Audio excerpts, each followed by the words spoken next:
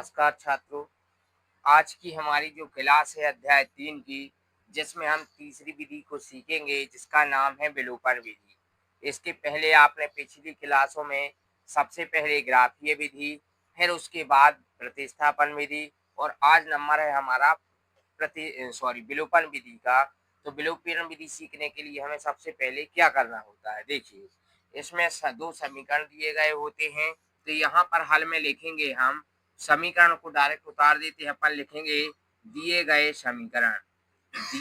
समीकरण और उनका जो है हम नाम दे देते, जैसे कि x प्लस वाई बराबर 5, इसको हम समीकरण 1 देंगे।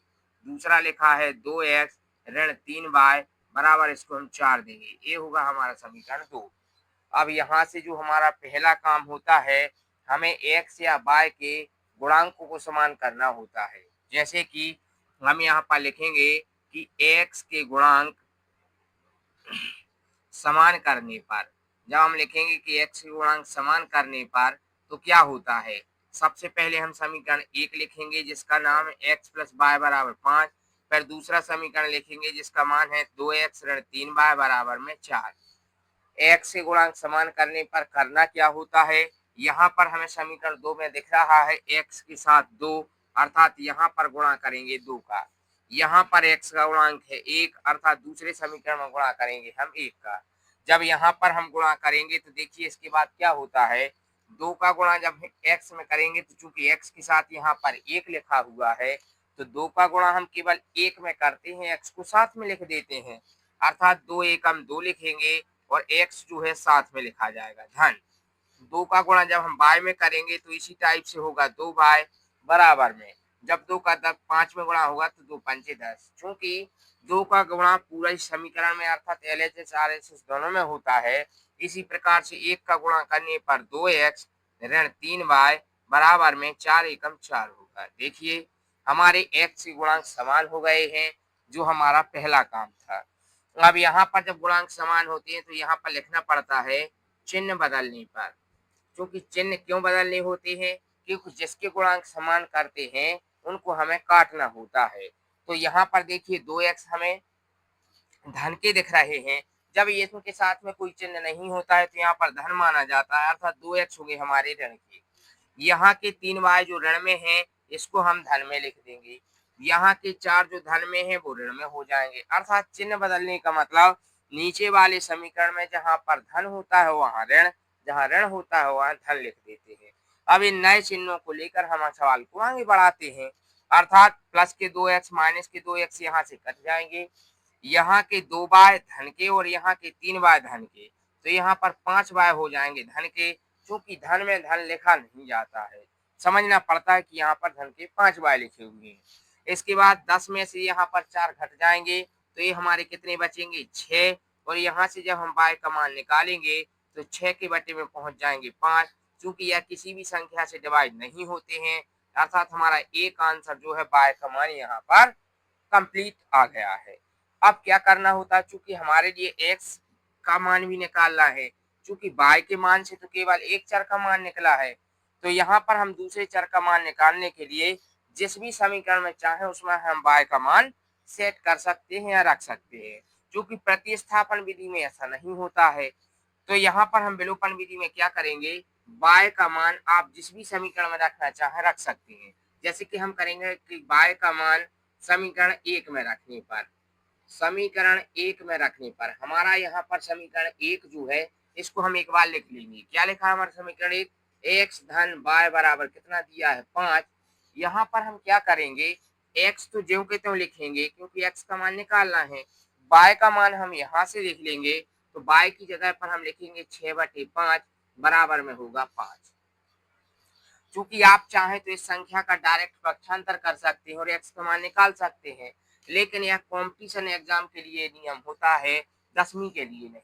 10वीं के लिए तो इन्हें सबसे पहले इसके बटे में 1 लिखना होगा, फिर इसका इसमें गुणा करेंगे अर्थात 5x धन 1 का करेंगे 6 में अर्थात 6 एकम 6, नीचे का नीचे अर्थात 5 एकम 5 बराबर में 5 है।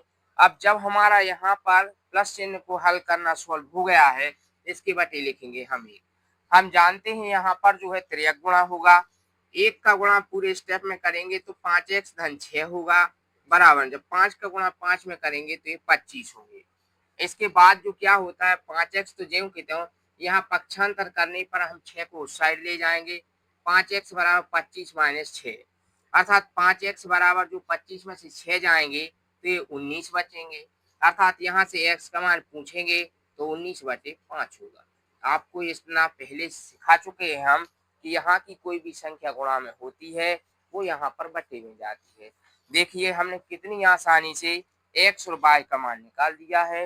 लास्ट की लाइन हमने बोला यदि यह सवाल 3 नंबर में आएगा तो 2 नंबर तो यहाँ से यहाँ तक होते हैं, लेकिन 1 नंबर हमारा इस लाइन पर होता है जो क्या है, यहाँ पर लिखेंगे अतः x व y के अभीष्ट मान, अभीष्ट से मतलब होता है जो उन्होंने सवाल में पूछे हैं, अतः x व y के अभीष्ट मान x बराबर 19/5 तथा y बराबर 6/5 होंगे। ये हमें लिखना अति आवश्यक होता है और यहाँ पर जो है हम अपने इस आंसर को बोल सकते हैं कि हमारा आंसर कंप्लीट हुआ। यहाँ चाहे तो आप आंसर लिख सकते हैं, लेकिन आपको ये वाली लाइन हर सवाल में याद रखनी है जो हमारे नंबरों को कंप्लीट करती है। जितने नंबर का क्वेश्चन होगा उतने नंबर आपको आसानी से मिल जाएंगे, यही बोर्ड का नियम है। ठीक, एक बार चाहे तो आप इस सवाल को फिर से देख सकते हैं। विलोपन विधि बिल्कुल सिंपल विधि होती है या 3 अध्याय की सबसे आसान विधि है। चूंकि ग्राफीय और प्रतिस्थापन विधि तो थोड़ी सी टफ होती है, लेकिन इसमें क्या होता है समीकरण 1 समीकरण 2 दिए गए होते हैं, हल में लिखेंगे दिए गए समीकरण, यहाँ पर किसी भी चर का हम गुणांक समान करेंगे। जैसे हमने यहाँ पर लिखा है कि x के गुणांक समान करने पर, x के गुणांक से मतलब होता है यहाँ पर x के साथ 2 है, इसका गुणा समीकरण 1 में, अर्थात यहाँ पर x का गुणांक 1 है अर्थात इसका गुणा यहाँ पर 2 का गुणा करने पर ए वाला समीकरण बनेगा, 1 का गुणा करने पर ए वाला बनेगा। जब हमारे गुणांक समान हो जाए तो चिन्ह बदलते हैं, चिन्ह बदलने पर क्या होगा 2 और 3 जुड़ जाएंगे, चूंकि ये हमेशा कटते हैं, जिसके गुणांक आप समान करेंगे वो कट जाएंगे। 2 और 3 जुड़ के 5 y बराबर यहाँ पर 6, y का मान निकालेंगे 6/5। इस मान को हम किसी भी समीकरण में रख सकते हैं, अर्थात x प्लस वाई बराबर 5 समीकरण 1 में रखा, यहाँ पर 6/5 इसकी बटे 1, इसका इसमें नीचे का नीचे किया तो ये बना, इसको सॉल्व किया तो ये बना, और यहाँ से हमने x का मान 19/5 निकाल दिया। ये सब चीजें आपको पहले से ही पता है। यहाँ पर लिखेंगे अतः x का मान और y का जो अभिष्ट मान होगा x बराबर 19/5 तथा y का मान 6/5। ठीक, आज की क्लास में हमने विलोपन विधि को सीखा है। अब जो हमारी कल की क्लास होगी वो अध्याय नंबर 4 की। ठीक, आप इसको सीख लेना, जो भी डाउट हो आप कमेंट में हमसे पूछ सकते हैं। धन्यवाद।